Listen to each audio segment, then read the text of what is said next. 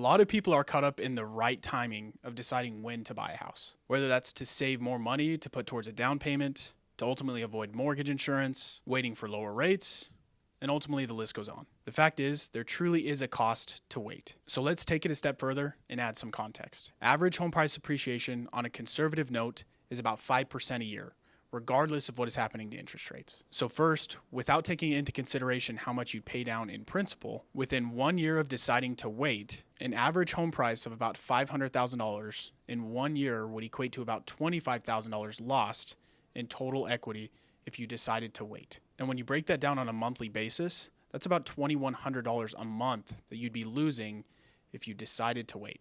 Now, I don't know about you, but trying to save that each month is no easy feat. And to add on top of that, if you consider the principal you would have paid down within that same 1 year period, that takes your total cost annually up to $30,000, or in other words, about $2,500 a month that you'd be losing.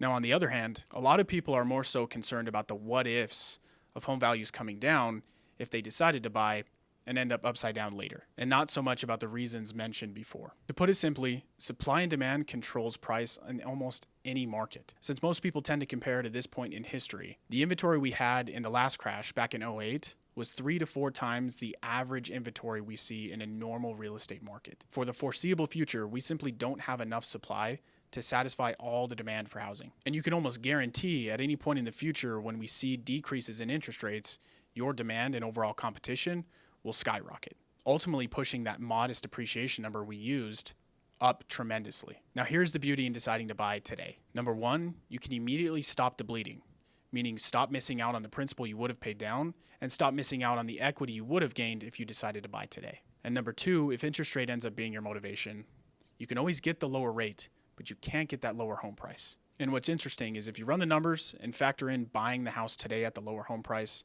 and then refinancing down the road for lower interest rates, lower mortgage insurance, or dropping mortgage insurance entirely, the savings monthly cumulative is hundreds of dollars a month versus waiting for that lower rate or lower cost down the road. And we've ran this scenario multiple times in the past. When considering modest home price appreciation and factoring in even a lower interest rate down the road, your monthly payment in many scenarios ends up being the same, even with that lower rate, because the cost to purchase that same home is 5, 10, 15% higher depending on how long you waited. And even in some of these extreme cases, we've seen the payment actually being higher down the road, even illustrating a lower interest rate because of the increased cost in that particular home. Now, number three, a lot of you may think that waiting to buy to give you time to save up more money, to put more money down, ultimately remove mortgage insurance makes sense. So let's run the numbers on that. If you have good credit and you're overall a low-risk borrower, we've seen a ton of our clients in many scenarios with mortgage insurance premiums as little as $80 to $100 a month.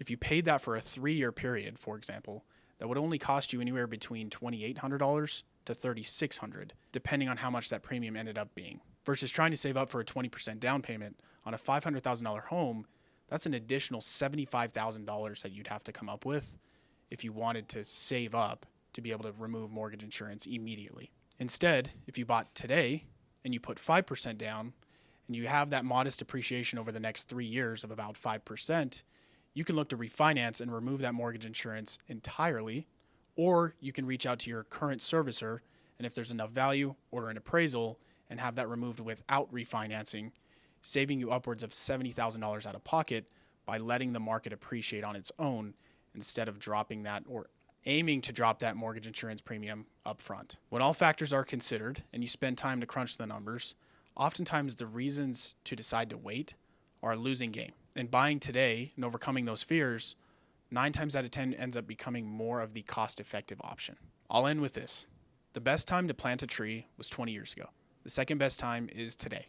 If you're currently on the fence about it, we'd love to run a customized scenario with you and show you these numbers in detail so you can make a more informed decision. We look forward to working with you.